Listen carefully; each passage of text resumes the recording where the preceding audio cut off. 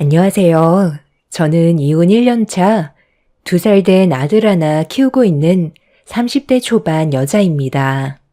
얼마 전에 저희 엄마 건강검진 때문에 잠깐 대학병원에 다녀온 적이 있었는데요.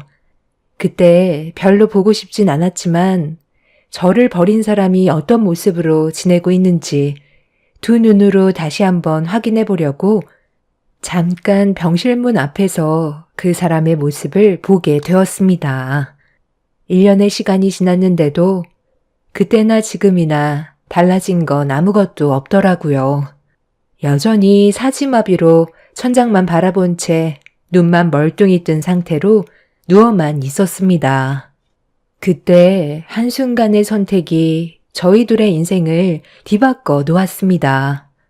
작년에 아이를 가졌을 때 저와 남편의 결혼을 반대했었던 시모가 갑자기 태도를 바꾼 적이 있었어요. 며느리 취급도 않던 시모가 갑자기 임신을 했다는 말에 먼저 찾아오셨죠. 그런데 문제는 남편과 저와의 사이는 이미 시모 때문에 상당히 안 좋은 관계로 흘러가게 되었고 이미 이혼 얘기까지 오고 가게 되었습니다.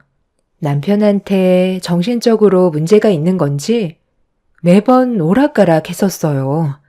언제는 잘해줬다가 또 언제는 제 뱃속에 있는 아이가 본인 아이가 아니라면서 자기는 아이를 원한 적이 없었는데 임신했다고 매일같이 화를 냈었습니다. 처음부터 시모가 저희 부부 사이를 좋게 봐주셨다면 이런 문제까지 오진 않았을 텐데 뒤에서 남편한테 오해를 만드는 말들을 계속해서 주입시키는 바람에 어떠한 행동을 해도 남편 입장에서는 모든 게 의심스럽게 느껴졌었나 봐요. 나중엔 외출하는 게 두려워질 정도로 저 또한 상당한 스트레스를 받게 되었죠. 이런 상황 속에 임신했다는 소식을 듣고 한 걸음에 달려온 시모가 저는 반갑지 않았어요. 대화조차 섞고 싶지 않았지만 시모라는 이유 하나 때문에 서로 얼굴을 마주할 수밖에 없었습니다. 시모는 제 배를 빤히 바라보더니 어이없는 말을 했고 그 한마디에 화가 난 저는 그간 쌓였던 불만들을 터뜨리게 되었습니다. 방금 뭐라고 하셨어요? 뱃속에 있는 아이가 그 사람의 아이가 아니라 밖에서 딴 놈과 놀아나서 생긴 아이라고요? 아니 지금 그걸 말이라고 하세요? 네가 하도 다른 남자들과 붙어 노니까 혹시 몰라 물어본 건데 왜 이렇게 열을 올리니? 보통 이런 말 했을 때 흥분하지 않고 침착하게 대응해야 되는 게 맞는 건데 네가 지금 보인 태도가 나를 더 의심하게 만든다니까.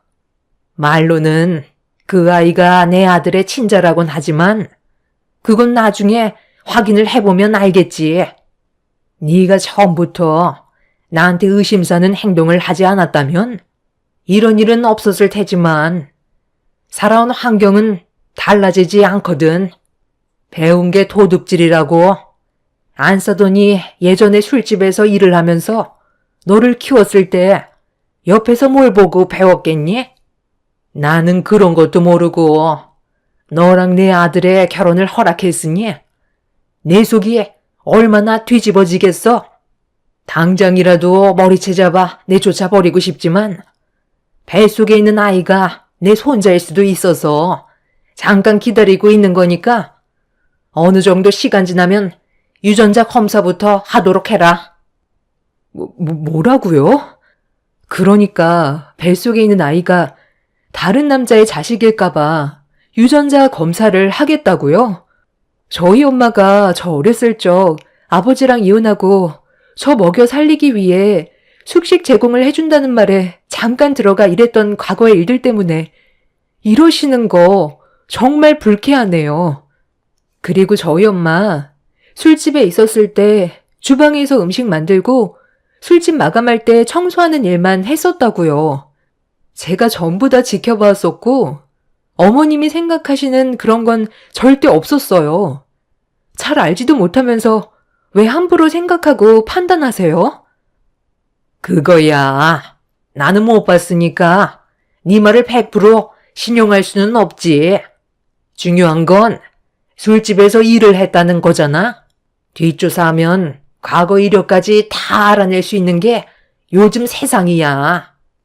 그리고 내 아들도 너를 의심하고 있다는 건 네가 그동안 보인 행실이 잘못됐다는 건데 그동안 어떻게 처신하고 다녔길래 저러는 거니? 이게 다 어머님이 그 사람을 변하게 만든 거잖아요. 저는 아무것도 안 하고 가만히 있었는데 그이한테 제가 바람 피우고 있다는 것처럼 계속 주입시키지 않았어요? 시모는 처음부터 저를 마음에 들어하지 않았지만 남편이 저를 진심으로 사랑하고 있다며 밀어붙이는 바람에 시부의 허락을 받고 결혼을 할 수가 있었습니다. 결혼식 당일에도 신부 대기실에 있었던 저에게 찾아와 내칠 수 있는 방법은 수없이 많다며 저와 남편과의 사이를 오랜 시간 걸리지 않고 떨어뜨려 놓겠다며 뭣도 없는 제가 며느리로 들어오는 건 받아들일 수 없다는 말을 결혼식 날 거침없이 뱉었습니다. 그날 저는 남편 하나 바라보고 눈물의 결혼식을 올리게 되었는데 시모는 저희 집안의 치부를 캐내서 남편한테 계속 주입을 시켰어요. 처음에야 당연히 저는 절대 그런 여자가 아니라고 했지만 시모의 거짓말을 지속적으로 듣던 남편은 조금씩 심적으로 힘들었는지 저에 대한 의심을 가지게 되었습니다. 그러다 어느 날 전혀 예상하지 못했던 사건 하나가 터지게 되었죠. 마트에서 장을 보고 배달을 요청하려고 주소를 적은 다음 카운터에 있는 직원에게 저희 집 주소와 전화번호를 메모지에 적어 건네주었는데 전달받은 직원이 제가 장을 봐놓은 카트에 테이프로 붙이려는 순간 남편이 갑자기 나타나서 직원이 들고 있던 메모지를 뺏었습니다. 일을 해야 될 남편이 무슨 이유 때문에 마트에 왔는지 알 수 없었던 저는 제 앞에 나타난 모습에 당황해서 쳐다보고 있었는데 남편이 집 주소와 전화번호가 적힌 메모지를 보며 마트에서 화를 냈어요. 제가 마트에서 일하는 직원과 바람을 피운다고 오해를 하고 있었습니다. 그때 당시 정말 할 말을 잃었었고 남편한테 실망을 했지만 이미 제 말은 귀에 들어가지 않았습니다. 그리고 이런 상황을 뒤에서 시모가 만들었다는 걸 알게 되었죠. 남편은 시모가 마트에서 제가 어떤 남자와 심상치 않은 관계라며 남편을 심적으로 불안하게 만들었고 그날도 어김없이 마트에서 직원한테 꼬리치는 모습을 봤다며 사진 한 장을 남편의 핸드폰에 전송을 했었습니다. 저에게 사진을 보여줬는데 장면을 봤을 땐 누구나 의심할 수 있는 그런 모습도 아니었고 딱 봐도 물어보는 상황인데 시모는 바람 피우는 장면이라고 상상을 하게끔 추가적인 설명으로 남편을 힘들게 했어요. 시모가 억지로 만들어낸 상황들이 남편도 처음엔 믿지 않고 무시했었지만 계속되는 시모의 주입이 남편을 안 좋은 방향 쪽으로 상상하게 만들었는지 결국 의처증이라는 정신적인 병을 만들었습니다. 바로 잡으려 했지만 그게 말처럼 쉽지 않았어요. 그러다 보니 저는 집에서 외출을 하게 되는 날은 거의 없었고 남편한테 저는 가벼운 여자가 아니라는 모습을 보여주기 위해 정말 많이 노력을 했었습니다. 남편은 저에게 잘해줬다가 어느 날 갑자기 돌변해서 바람 피우는 거 아니냐고 무서울 정도로 화를 내면서 저까지 정신적으로 너무 지치게 만들었어요. 시모가 다녀간 이후 제가 임신을 했다는 걸 알고 있는 남편은 처음엔 뱃속에 있는 아이가 자기 아이라고 좋아했다가 또 한편으로는 불안해하면서 혼자서 상당히 혼란스러워 했어요. 그 모습을 지켜보는 저 또한 너무 마음이 안 좋았었죠. 시모의 뱀 같은 혀 때문에 남편이 정신질환자가 되어가고 있는데도 멈추지 않는 시모는 저와 이혼을 하게 만들 생각만 가지고 끊임없이 남편을 힘들게 만들고 있었습니다. 뱃속에 있는 아이가 남편의 아이라 해도 바뀌는 건 없을 것 같아 보였어요. 아이만 데려가고 저를 내치려는 계획을 가지고 있다는 걸 시모의 태도를 보면 알 수 있었습니다. 이런 안 좋은 상황 속에 바뀌지 않는 남편은 시모가 다녀간 이후 힘들어하는 저에게 퇴근하자마자 또다시 이상한 말을 늘어놓았어요. 뱃속의 아이는 남편의 아이인데도 증오스러운 눈빛을 보내고 있었습니다. 이제 그만 좀 할 수 없어? 당신이 원하는 게 이혼이면 당장이라도 그렇게 해줄 수 있어. 차라리 이렇게 살 바엔 서로 속 편하게 사는 게 나을 것 같아. 언제까지 이럴 건데? 당신만 병 들어가고 있는 거 아니야. 나도 하루를 버티기 힘들 정도로 스트레스를 정말 많이 받고 있다고. 이게 사는 거야? 지방 곳곳에 사각지대가 없을 정도로 CCTV를 설치해서 나를 감시하고 있잖아. 당신이 나를 집 밖으로 데리고 나가주기 전까진 한 발자국도 못 나가게 만들어놨으면 이제 그만 믿어주면 안 되는 거야? 내가 도대체 어떻게 해야 믿을 수 있겠어? 회사에 다니는 거 다른 남자와 눈 맞을까봐 불안해서 안 되겠다고 퇴사까지 강요해놓고 밖에 돌아다니는 것도 불안하다고 집에만 있으라더니 이젠 CCTV까지 전부 다 설치해서 숨도 못 쉬게 감시하고 있는데 도대체 뭘 얼마나 보여줘야 믿을 건데 내가 왜 이렇게 살아야 하는지 모르겠어. 당신 아이가 뱃속에서 자라고 있는데 뭘 잘못했다고 이런 대우를 받아야 하는지 정말 모르겠다고. 차라리 그만 이혼하자. 당신 어머님이 그걸 원하고 있다는 거 잘 알고 있잖아. 우리가 이혼하지 않으면 뒤에서 지속적으로 당신을 괴롭힐 거야. 앞으로 더 심하면 심했지 좋아질 수는 없을 거라고. 뱃속에 있는 아이가 당신 아이라고 유전자 검사를 해도 내 생각엔 달라지는 건 없을 거야.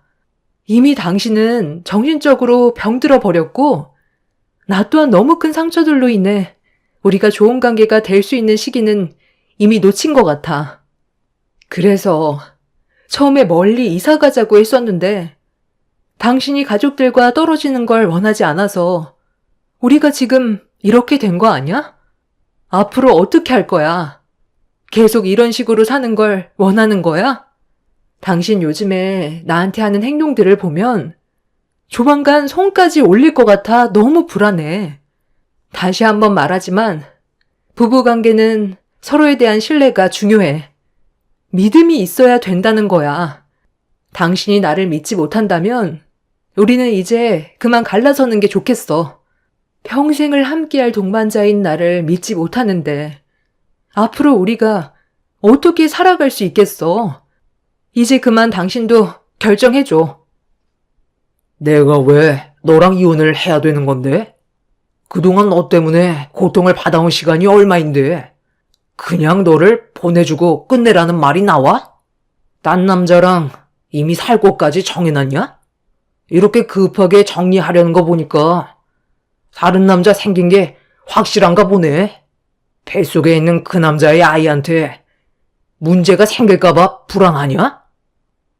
남편의 말을 듣자마자 저도 모르게 얼굴에 손을 올려 버렸어요. 너무 큰 상처를 받아서 그런지 제 눈에서 결국 눈물이 흘러내렸습니다. 뺨을 맞게 된 남편은 집안의 물건을 전부 집어 던지기 시작했어요. 그 모습을 보면서 저는 서로가 살기 위해 차라리 이혼을 하는 게 맞는다고 확신이 들었어요. 아이를 지키기 위해서 당연히 해야 될 행동이었습니다. 그래서 그날 이후 이혼 서류를 준비했고 시모가 바라는 방향대로 움직이기로 결정을 하게 되었죠. 처음엔 서로가 진심으로 사랑을 하고 있다면 행복해질 수 있을 거라 생각했었어요. 하지만 날이 가면 갈수록 시모가 뒤에서 주입시키는 거짓말에 믿지 않았던 남편이 어느새 자신도 모르게 의심을 하기 시작했고 혼자만의 상상으로 저를 이상한 사람으로 만든 이런 부분들이 나중엔 돌이킬 수 없는 결과를 가져오게 만들까봐 각자 갈 길 가는 게 앞날을 위해서도 맞는다고 판단되었습니다. 남편은 저와 이혼을 하지 않겠다고 그동안 자기를 힘들게 한 거에 대해 똑같이 갚아주겠다면서 거부를 했었지만 본인도 많이 힘들었는지 어느 정도 시간이 지나자 이혼 서류에 도장을 찍었고 저희 부부는 다음날 법원으로 가기 위한 준비를 끝내게 되었습니다. 너희들 갑자기 뜬금없이 이혼이라니. 아직 몇 가지 더 확인해 볼 게 있는데 말도 없이 이혼한다고 하면 어쩌자는 거야? 내일 법원은 절대 못 간다. 이제 와서 왜 또 그러세요? 저희는 이미 결정 지었어요. 번복할 생각 없고 이제 그만 이혼할 거예요. 어머님이 상황을 이렇게 만들었잖아요. 뒤에서 이 사람한테 계속 저에 대한 안 좋은 감정을 만들게 하려고 악화시켰으면서 갑자기 이혼을 하면 안 된다고요? 그럴 거면 처음부터 저희가 행복하길 바라셨어야죠. 뱃속에 있는 아이가 우리 집안 자손인지 아닌지 그것만 확인해 보자.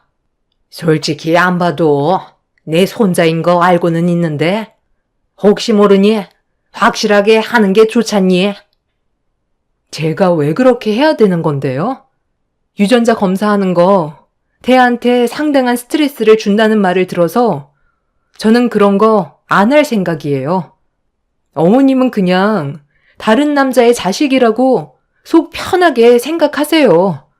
뱃속에 있는 아이가 어머님 손자라고 해도 지금은 달라질 게 없어요. 이 사람은 앞으로 평생 계속해서 저를 의심할 거예요. 어머님이 저 사람을 어떻게 병들게 했는지 보세요. 이미 끝났어요. 이혼할 거고 다시는 어머님 집안의 며느리로 돌아갈 생각 없습니다. 네가 이렇게까지 말을 하는 거 보면 정말 뱃속에 있는 아이가 우리 박씨 자손인가 보네. 재우야, 이혼 그거 좀 더 미루면 안 되겠니? 출산할 때까지만 버텨봐. 엄마가 원하셨던 거고 저는 이혼을 번복할 생각 조금도 없어요.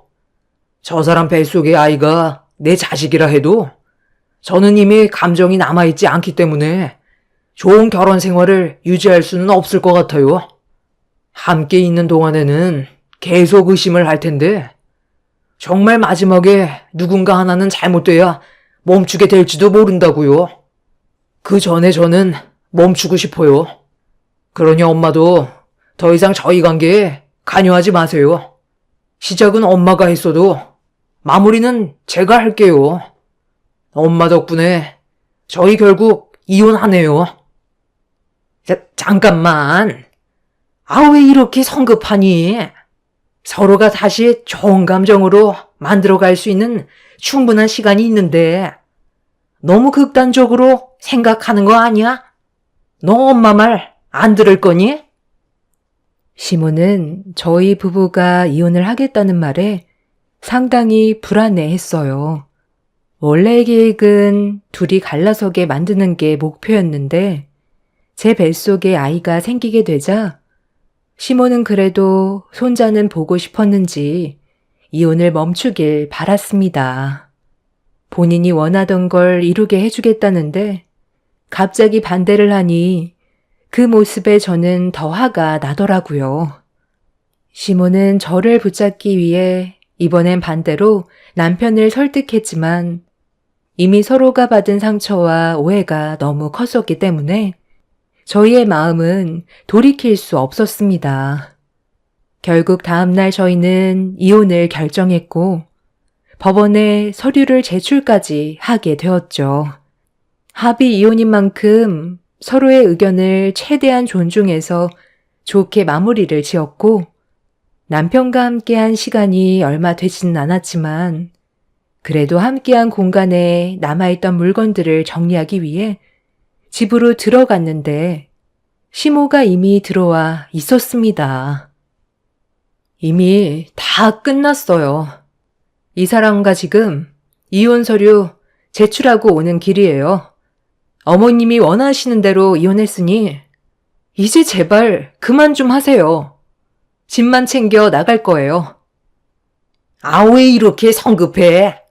뱃속에 있는 손자 얼굴도 한번 못 보고 너를 이대로 보낼 수는 없다.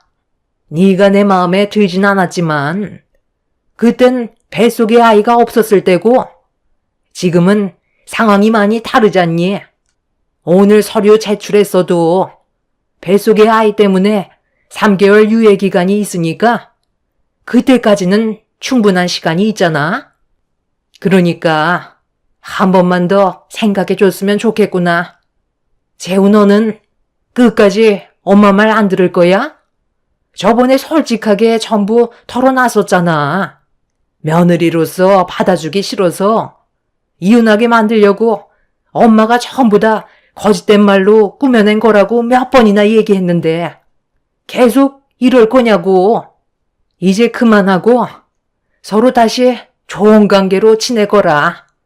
그게 그렇게 어렵니? 당연히 어렵죠. 이미 저는 이 사람이 하는 행동 하나하나가 전부 다 의심스럽고 저 몰래 다른 남자를 만나는 것 같은 느낌을 지울 수가 없어요. 밖에 돌아다닐 때도 눈깔이 돌아가는 것도 신경에 거슬릴 정도라고요. 모든 행동들이 저에게는 이 사람이 끼부리는 것처럼 보이는데 제가 그런 모습을 언제까지 지켜볼 수 있을 것 같아요? 엄마가 예전엔 저희들을 이혼시키기 위해 했던 행동들이라고 하지만 지금은 상황이 많이 달라요.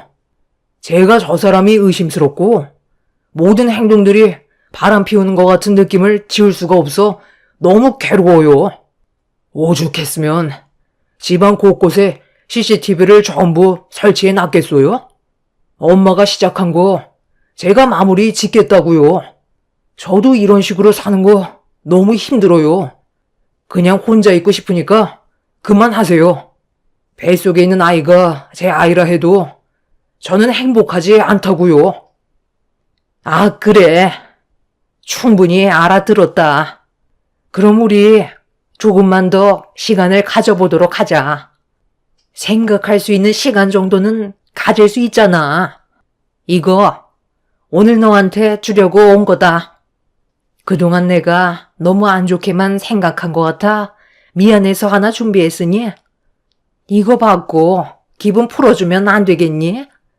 요즘 젊은이들 슈퍼카라고 하면 환장한다면서. 이거 2억짜리 차키다. 사람 시켜서 주차장에 세워놨으니 가서 한번 확인해봐라. 우리 박씨 자손 품었는데 이 정도는 해줘야지. 일반 국산차 사고 다니면 사람들이 무시하고 함부로 운전해서 사고가 날 수도 있으니까 이 차 꼭 타고 다녀야 한다. 어느 누가 2억짜리 슈퍼카 옆에 붙어 있을 수 있겠니? 주위에서 알아서 피하고 알아서 갈 테니까 어디를 가더라도 꼭 이 차를 타야 된다. 그래야 뱃속에 있는 우리 손자를 지킬 수 있는 거야. 시애미가 그동안 정말 미안했다. 아, 이럴 거면 애초부터 잘하던가. 우리 집안 아이 임신했다고 사람이 이렇게까지 변해요? 이 차 주면 이 남자 저 남자 막 꼬시고 다니겠다. 니까짓게 2억짜리 슈퍼카가 가당키나 하냐? 너희 집안 수준을 생각해. 장모한테 배운 게 꼬리치는 건데 슈퍼카 타고 다니면 꼬리가 나만 하겠어? 당장 키 내놔. 남편은 시모가 제 손에 쥐어준 차키를 빼서 밖으로 나가 버렸어요. 너무 당황했던 나머지 밖으로 나가는 남편을 멍하니 바라만 보고 있는데 시모가 남편을 말리기 위해 뒤쫓아갔고 저는 더 이상 상관하지 않고 짐을 꾸리고 있었습니다. 그런데 잠시 뒤 밖에서 엄청난 충돌음과 함께 비명소리가 들리길래 거실 창문 밖의 상황을 살펴보는 순간 충격적인 광경에 가슴이 철렁 내려앉아 급하게 1층으로 내려갔어요. 연기가 피어오르고 있던 차에서 시모가 문을 열기 위해 안간힘을 쓰고 있는데 이미 심각하게 파손이 되어버려 손을 쓸 수 없는 상태였습니다. 저도 슈퍼카 안에 타고 있던 남편을 외쳐 부르면서 차 문을 열려고 했지만 심각하게 충돌해서 그런지 양쪽 문짝이 틀어져서 도저히 손을 쓸 수가 없었어요. 아파트 경비원분께서 바로 119에 신고를 해준 덕분에 오랜 시간이 걸리지 않고 정신을 잃은 상태에서 출혈도 심했던 남편을 무사히 꺼낼 수는 있었지만 문제는 여기서 끝이 아니었습니다. 수술실에서 오랜 시간 수술을 하고 병실로 옮겨졌지만 남편은 심각한 사지마비였어요. 회복할 수 있는 시간이 언제인지도 모를 정도로 상황이 좋지 않았었죠. 운전을 못하는 사람도 아니고 남편한테는 고가의 스포츠카가 몇 대 정도 있었기 때문에 운전하는 건 문제 없을 줄 알았는데 왜 갑자기 사고가 난 건지 이해할 수 없었습니다. 사고가 난 현장에서 경찰이 CCTV를 확인해 봤는데 차에 심각한 이상이 있었던 걸 확인하게 되었다며 당시 사고 영상을 보여줬었어요. 아파트 입구에서 천천히 밖으로 나가던 남편의 차가 갑자기 급출발을 하더니 엄청난 속도로 아파트 벽과 충돌을 하게 된 거였습니다. 그래서 차량의 상태를 확인하게 됐는데 그 차는 시모가 중고차 매장에서 구입한 차량이었어요. 문제는 정비가 제대로 이루어지지 않았던 침수 차량이었고 물에 잠겨 있게 되면서 전자계기판에 문제가 생겨 갑자기 오작동을 일으키게 된 거였어요. 그 말을 듣는데 제 등에서 식은땀이 흘러내리고 있었습니다. 이 사실은 시모도 전혀 모르고 있었다며 출고된 지 얼마 안 된 상태에서 차주의 변심으로 처분하게 된 차량이라는 것만 알고 있었다면서 상당한 충격을 받았는지 그 자리에 주저앉아 버렸어요. 경찰분들은 제대로 수리가 되지 않았던 침수 차량을 판매한 중고차 매장을 조사하게 되었습니다. 만약 제가 그 차를 운전하게 됐다면 저뿐만 아니라 뱃속에 있던 아이까지 위험해질 수 있는 상황이었습니다. 시모는 이 모든 게 자기 잘못 때문에 벌어진 일이라며 오열을 하면서 땅을 쳤지만 이미 남편은 손가락 하나 까딱할 수 없을 정도로 심각한 사지마비가 되어버린 상태였습니다. 시모의 이기적이고 생각 없는 행동들이 돌이킬 수 없는 결과를 초래하게 만들었고 남편과 이혼한 지 1년이 지난 시점에 몰래 병실 밖에서 남편의 모습을 봤는데 1년 전과 다른 건 전혀 없었습니다. 천장만 바라보고 있는 그 모습이 안타까웠네요. 시모는 아들 손자 얼굴 한 번 못 보고 사지마비가 되어버린 아들을 병간호하면서 하루하루를 괴롭게 살고 있습니다. 본인의 잘못된 행동으로 인해 돌이킬 수 없는 일들에 대해 벌을 받고 있는 중이죠.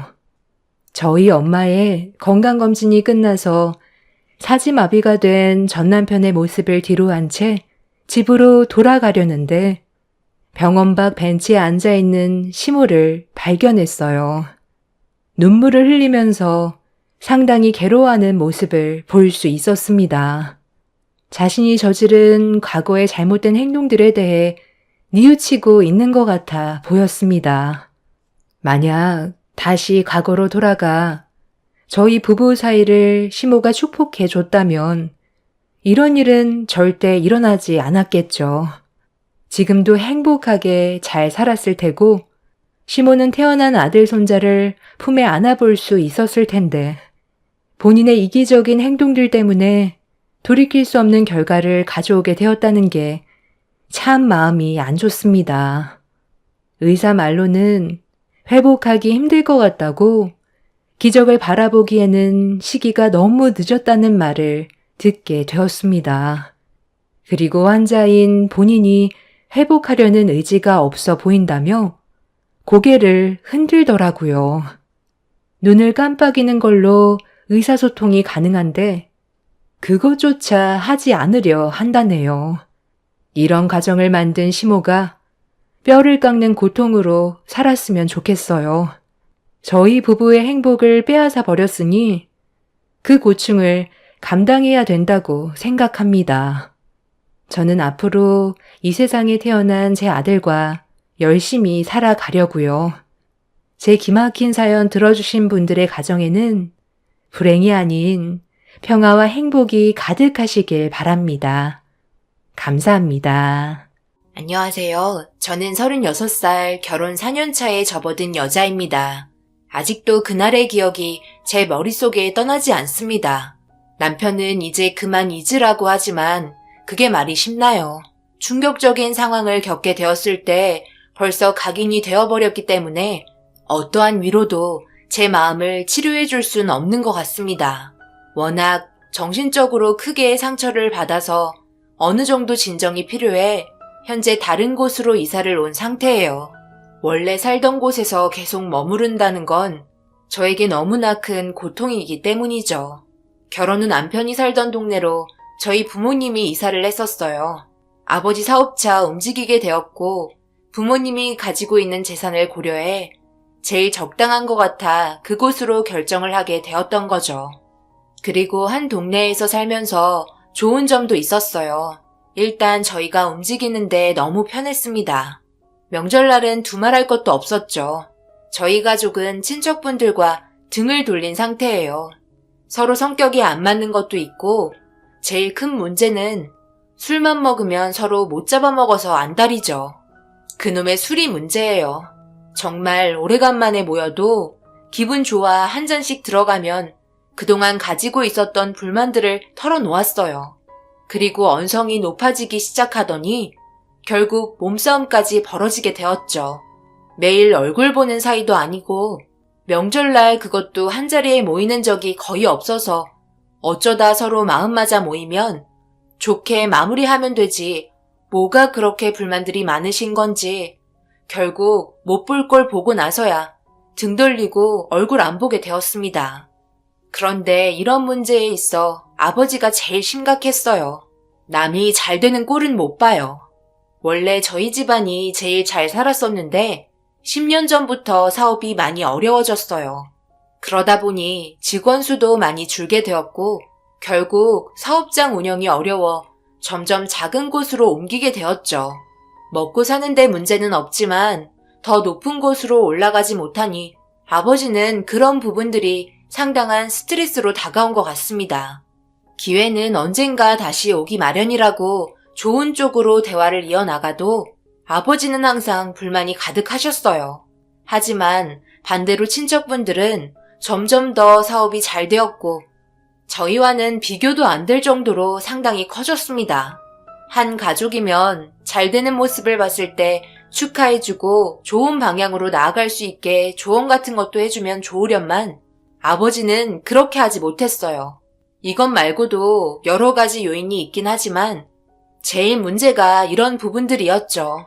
그런데 한 동네에 저희 집안과 시부모님이 같이 살면서 이런저런 대화를 하다 보니 금전적인 대화가 오고 갔고 술을 좀 드셔서 그런지 또다시 아버지의 문제되는 성격이 올라오기 시작했어요. 사업이 잘 된다니 축하드립니다. 저희는 요즘 일이 잘 안 풀려서 걱정이 많거든요. 이익을 많이 봐야 하는데 적자를 보는 날이 거의 대부분이라 다른 사업을 해야 하는지 상당한 고민에 빠져 있습니다. 버텨온 지 10년이 넘었지만 제가 하는 사업이 전망은 밝지 않는 것 같네요. 그래도 처음에는 상당한 메리트가 있었는데 경쟁 상대도 많아져 더 그런 것 같아요. 아무래도 경쟁 상대가 많으면 손해를 보긴 마련이죠. 빠른 판단도 중요하다고 생각됩니다. 저도 처음에 운영하던 사업이 계속 적자를 보게 돼서 다른 사업을 운영해야 할지 고민하고 있었는데 제가 어려울 때 옆에서 제 아내가 많이 도와줘서 현명한 판단을 할 수 있었어요. 그래서 더 이상 고민하지 않고 사업을 변경하니 이렇게 문제없이 잘 운영이 되고 있네요. 아, 그래요? 역시 내조를 잘해야 집안의 가장이 바로 서는군요. 제 아내는 워낙 그런 걸 할 줄 몰라서 포기한 상태거든요. 밥만 축내기 바빠서 식비 감당하는데도 헐떡거리는데 안사돈께서는 관리를 잘 하시는지 몸매도 좋으시고 확실히 자기 관리를 철저히 하시는 게 보이네요. 사돈어른께서 잘 되신 이유가 바로 보이는데요. 정말 부럽습니다. 당신도 뭐 좀 해봐. 집에만 박혀서 맨날 몸빼바지에 뱃살은 축 처져가지고 비빔밥이나 비벼 먹지 말고. 그러니 살이 그렇게 찌지. 어디 데려가려 해도 내가 창피해서 얼굴을 못 들고 다니겠어. 이참에 안사돈이 다니는 헬스장에 좀 같이 나가고 그래. 그리고 어떻게 남편에게 내조를 잘할 수 있는지 알아보고. 사람이 말이야, 부족한 게 있으면 채워나갈 생각을 해야지. 당신만 보면 한숨만 나와서 집에 들어오기도 싫고 내가 살 맛이 안 나. 뭘 그렇게 쳐다보고 있어? 내가 틀린 말 한 것도 아닌데. 아버지는 술이 좀 취하셨는지 엄마에 대해서 마음속으로 혼자만 가지고 있던 불만이 나오게 되었고 그런 말을 시부모님 앞에서 듣다 보니 엄마는 상처를 받으셨는지 자리에서 일어나 화장실로 들어갔어요. 순식간에 안 좋아진 분위기가 상당히 골치 아팠어요. 그리고 엄마는 화장실에서 눈물을 흘리셨습니다. 참 난감했죠. 서로 분위기 좋게 지내보려고 남편과 함께 자리 마련한 건데 그런 저희 마음 알지 못하고 생각 없이 행동하시는 아버지가 원망스러웠어요. 엄마가 집에서 절대 놀지 않아요. 주어진 환경에 살면서 최선을 다하고 있습니다. 하지만 밖에서 일하는 아버지는 엄마가 얼마나 바쁘게 움직이고 계신지 아셨으면 저런 식으로 시부모님 앞에서 면박을 주진 않았겠죠. 아버지 회사 잘 되라고 뒤에서 뛰어다니고 있는 건 생각하지 않고 눈앞에서 보이는 것만 보려는 아버지가 사업이 잘 되는 게 오히려 문제가 있을 거라 생각이 들더라고요. 그래서 남편에게 말한 뒤 부모님 집에 따라 들어갔어요. 그동안 참고 있던 게 터지면서 결국 아버지와 한바탕 하게 되었습니다. 꼭 그렇게 말씀해야 마음이 편하세요? 그런 마음을 가지고 계시니 사업이 잘 되겠어요? 아버지 사업 잘 되라고 엄마가 얼마나 옆에서 많은 일들을 도와주고 있는데 아버지 잠잘 때도 엄마는 사업에 필요한 자잘한 일들 다 끝내놓고 그래도 사장이라고 다음날 이불 셔츠 다 다려놓은 다음 집안일까지 전부 끝내는데 아버지는 사장이랍시고 목에 힘주려고만 하는 게 맞는 거예요? 남들이 잘 되는 걸 배아파하지 마시고 지금 현재 자신이 어떻게 처신하고 계신지부터 봤으면 좋겠네요. 이런 분이 제 아버지라는 게 정말 너무 부끄럽고 고개를 들고 다닐 수가 없어요. 뭐야? 네가 뭘 안다고 지금 애비 앞에서 입을 놀리고 있어? 쓸데없는 말 주저리려고 지금 너희 집 안 가고 들어온 거냐? 그만 좀 해. 명주가 틀린 말 한 것도 아니구만. 뭘 그런 걸 가지고 지금 열내고 있는 거야? 우리 딸한테 술 먹고 소리치는 거 내가 제일 싫어한다고 했지? 당신이 그럼 잘했다는 소리야? 아무 말 하지 말고 당장 씻고 들어가서 잠이나 자. 엄마도 시댁에서 있었던 일이 상처를 많이 받았는지 웬만하면 화를 안 내는 성격이신데 언성을 높였습니다. 그런데 시댁에 있을 때부터 스트레스를 많이 받으셨는지 아랫배를 갑자기 움켜쥐셨고 아무래도 쉬어야 할 것 같다며 저보고 그만 집으로 돌아가라며 방으로 들어가 누우셨어요. 아버지는 자기가 말도 안 끝났는데 먼저 방으로 들어갔다고 소리를 지르셨고 그런 모습을 보고 있던 저는 그만하시라며 더 이상 보고 싶지 않아 집에서 나왔습니다. 술만 먹으면 대화도 통하지 않고 무조건 화부터 내는 그런 모습이 너무 싫어 인연 끊고 살고 싶었어요. 기분이 좋지 않은 상태에서 집에 들어오게 되었고 남편도 걱정을 많이 하고 있었는지 거실에서 저를 기다리고 있었어요. 남편도 전에 있었던 상황은 아버지가 잘못한 걸 인정하고 있었어요. 그렇게 좋지 않은 분위기 속에 남편과 저 또한 아버지와의 거리를 유지하기 시작했고 시댁에서도 저희 집안을 부르는 게 오히려 집안 분위기를 망칠 수 있다 생각하셨는지 더 이상 부르지 않았습니다. 그 이후 시간은 계속해서 흘러갔고 어느 날 엄마한테 전화가 왔어요. 그냥 안부차 전화였고 요즘 제가 일이 바빠 전화를 드리지 못해 엄마가 잘 지내고 있는지 궁금해서 전화를 하셨습니다. 그런데 목소리가 별로 좋지 않았어요. 대화를 하면서 엄마의 감정 상태를 웬만해서 알아차릴 수 있었고 걱정이 되는 마음에 여쭤봤어요. 엄마, 목소리가 좀 안 좋은 것 같은데 무슨 일 있으신 거예요? 요즘 제가 일이 바빠서 못 들려 죄송해요. 아니다. 일이 우선이지. 너희가 잘 사는 모습만 보여줘도 엄마는 그걸로 만족해. 별일은 없고 그냥 목소리 듣고 싶어서 전화해봤다. 오늘 산부인과 갔다 왔는데 요즘 엄마가 소변도 자주 마렵고 아랫배에 통증이 계속 있어서 아무래도 방광염 같아 산부인과에서 약 좀 타왔어. 너희 아버지 회사 일이 잘 안 풀리잖니. 그래서 스트레스를 좀 받았나 봐.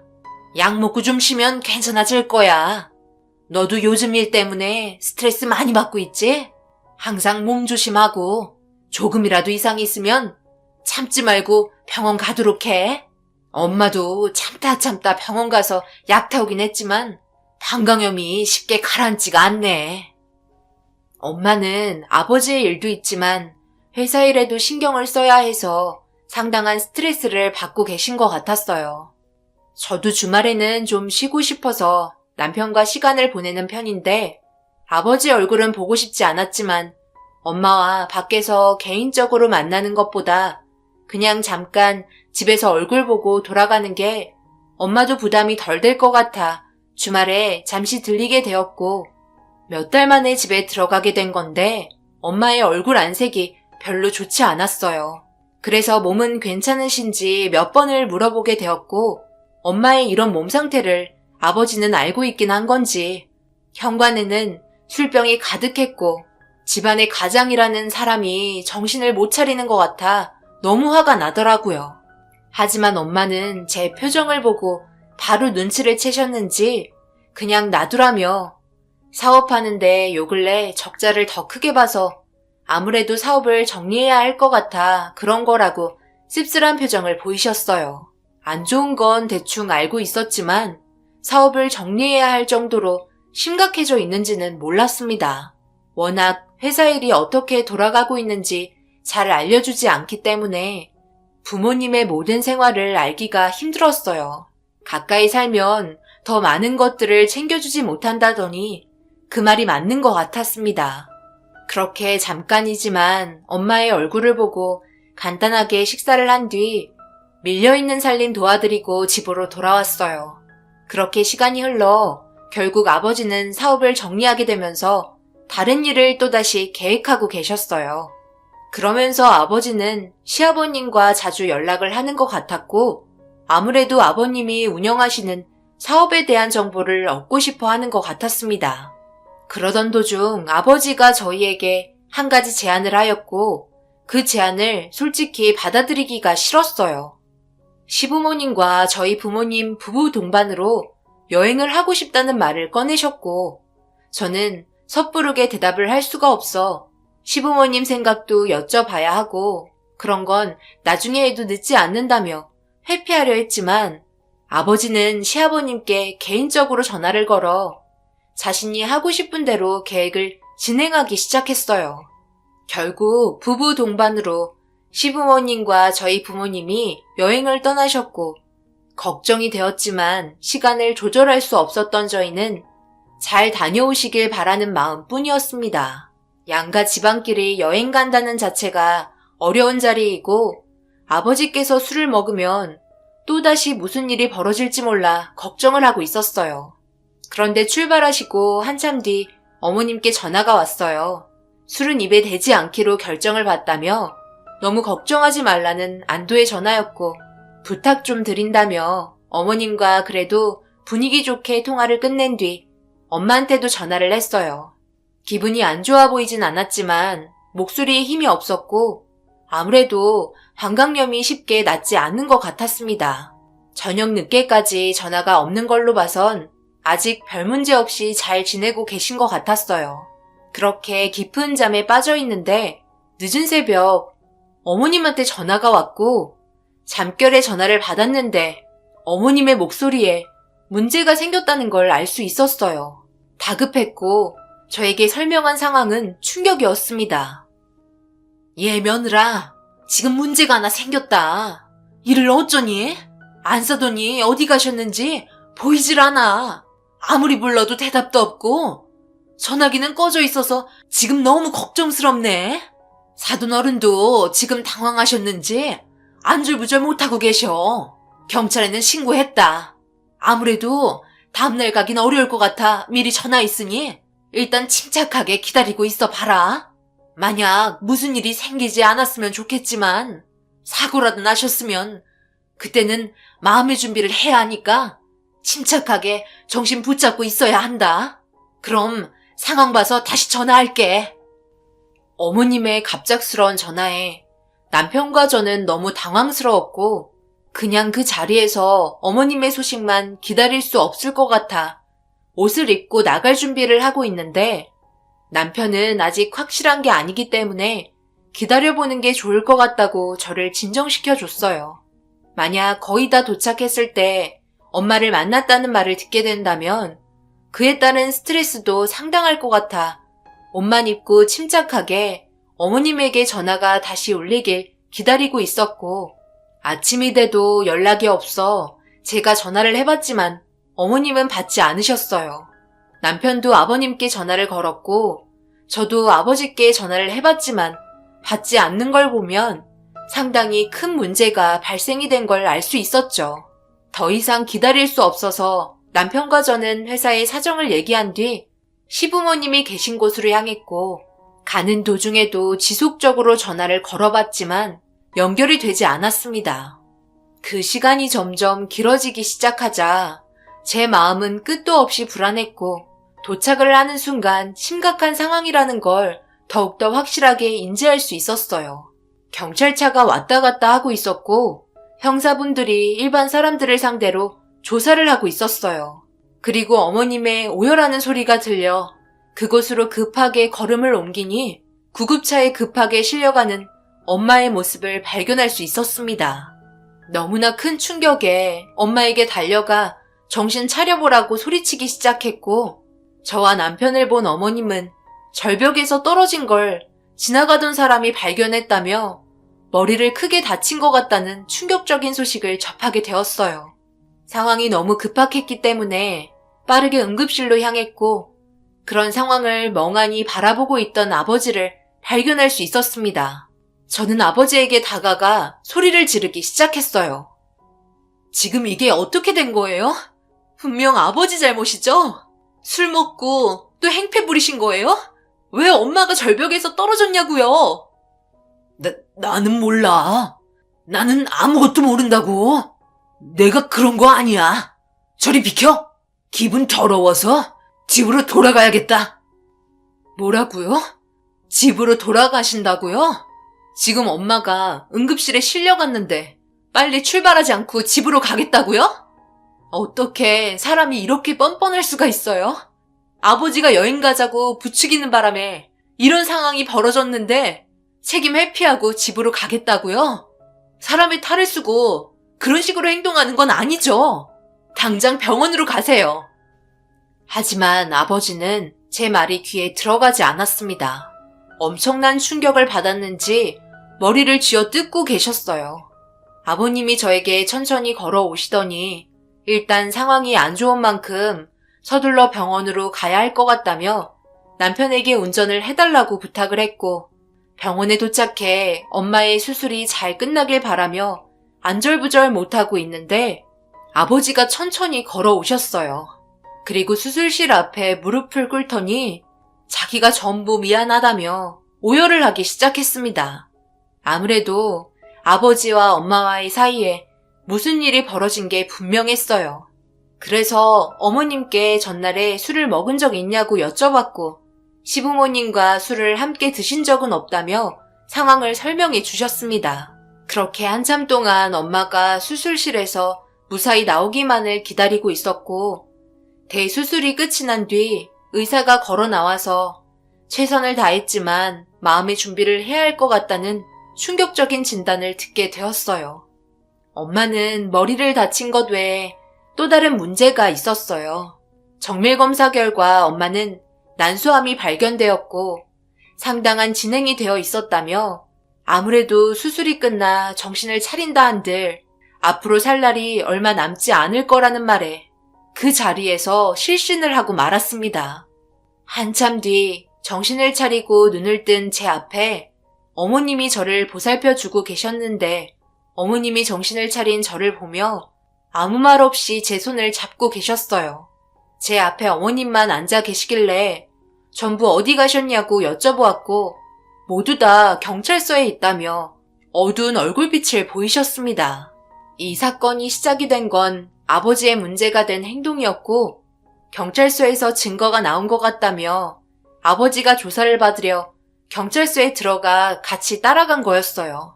저도 이런 상황에 더 이상 누워있을 수 없어 어머님과 경찰서로 향했고 남편은 저를 보자마자 급하게 달려와 한숨을 쉬며 안 들어가는 게 정신건강에 좋을 것 같다며 얼마나 심각한 상황인지 알 수 있는 말투로 난감해하고 있었습니다. 그리고 조사를 받고 있는 아버지 앞으로 다가갔고 제가 딸이라고 형사분께 얘기하자 저에게 컴퓨터에 담긴 영상을 보여주었습니다. 제 아버지가 맞냐고 재차 물어보는 답에 대답을 할 수가 없었어요. 너무 충격적인 영상이었고 도저히 아버지라고 믿을 수 없는 행동에 다리에 힘이 풀리고 말았어요. 아버지와 엄마가 단둘이 호텔 근처에서 거리를 걷고 있는데 엄마가 무슨 말을 했는지 갑자기 아버지가 화가 나셨고 엄마를 보며 삿대질을 하더니 쉬지 않고 영상만 봐도 무슨 말 하는지 알 수 있을 정도로 욕설을 퍼부으셨습니다. 그러자 엄마는 더 이상 듣고 싶지 않았는지 뒤돌아 다른 곳으로 향했고 다음 영상을 틀어주니 거기에선 아버지가 엄마의 어깨를 밀치며 몸싸움이 일어나기 시작했어요. 주변이 어두워 잘 보이지 않았는데 호텔 앞이 바닷가 근처에 너무 늦은 저녁이라 영상으로만 봐도 위험한 장소가 몇 군데 있었는데 아빠와 엄마가 실랑이를 벌이는 순간 발을 헛디디면서 엄마는 떨어지게 되었고 아빠는 그 모습을 멍하니 바라보더니 절벽 아래로 고개를 내밀어 한참 동안 지켜보다가 급하게 뛰어가기 시작했어요. 절벽 밑이 아닌 호텔 안으로요.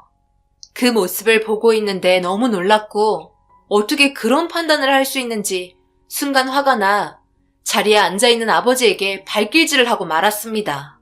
아무 말 하지 않는 아버지에게 뭐라고 변명이라도 해보라고 했지만 묵묵히 조사를 받고 있었어요. 그리고 아버지 입에서 나온 말은 정상적인 사람이 생각하는 거와는 전혀 달랐습니다. 사업도 망했고 앞으로 먹고 살기 빠듯한데 너희 엄마가 나한테 뭐라고 한 줄 알아? 병원에 입원해야 할 것 같대. 그래서 병원에는 왜 입원해야 하냐고 물어보니 한참을 생각하다가 나한테 갑자기 난소암이라고 하더라. 그리고 말기래. 한평생 일만 하며 힘들게 지냈는데 이제는 네 애미 수발까지 들어야 하는 거냐? 내 인생 그렇게 소비하면서 아까운 시간을 무의미하게 보내고 싶지 않아? 그래서 내린 결정인데 그게 뭐 어때서? 말기면 어차피 돈 쓸 이유 없는 거 아니야?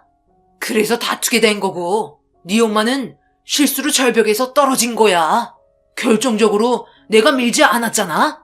그러니 나는 형벌이 아주 적겠지.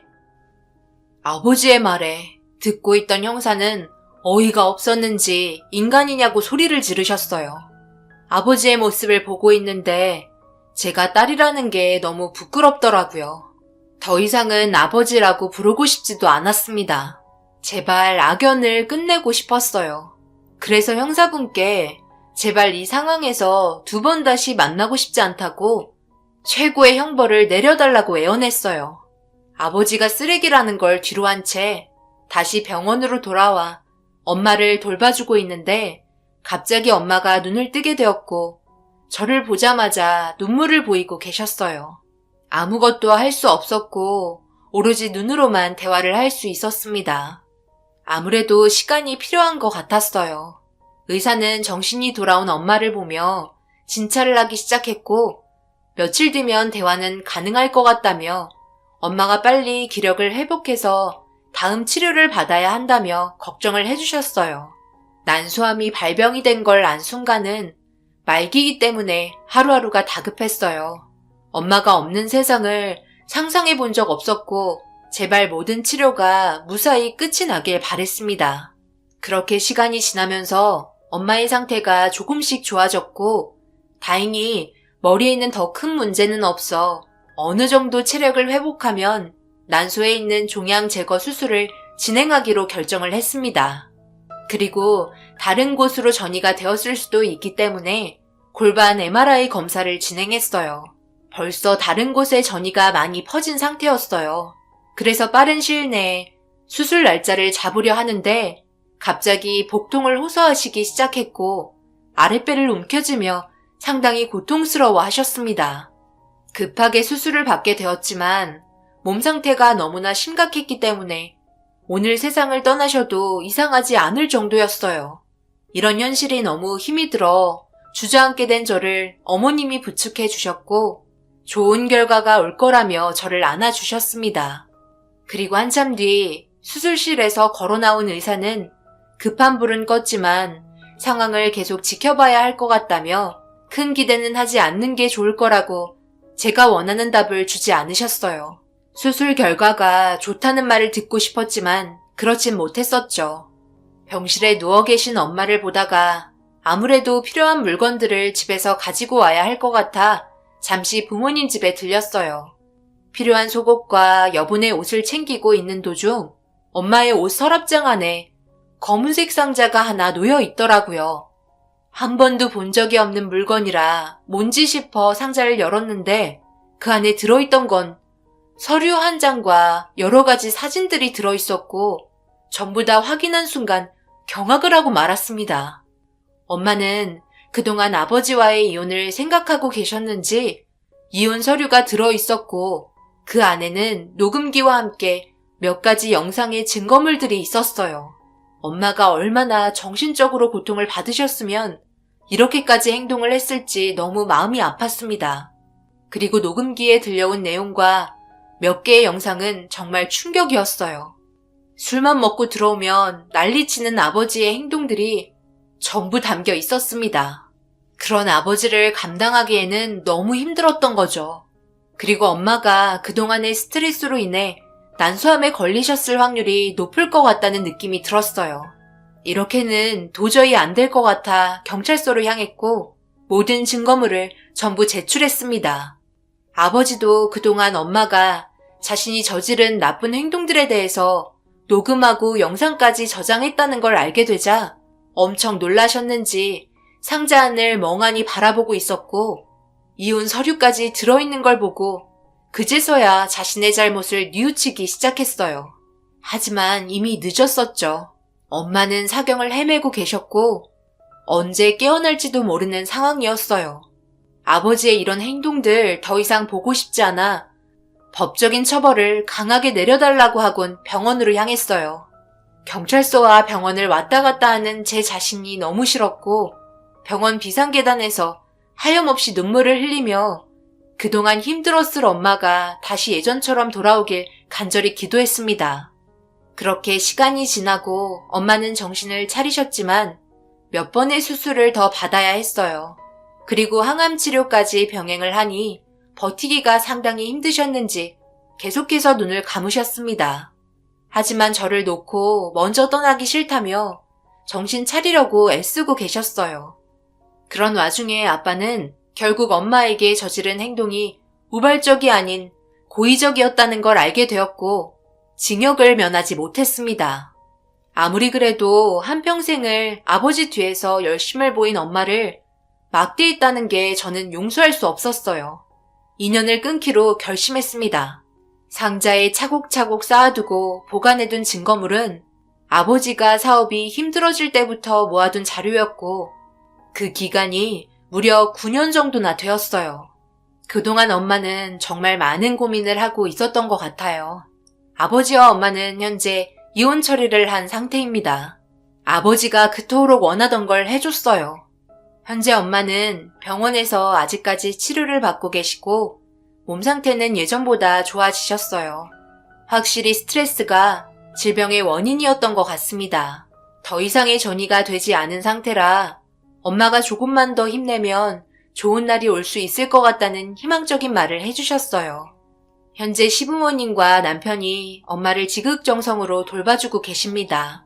온 집안을 난장판 만들어버리는 사람 한 명이 없어지니 너무 살만하고 친척분들과의 관계 또한 좋아진 상태예요.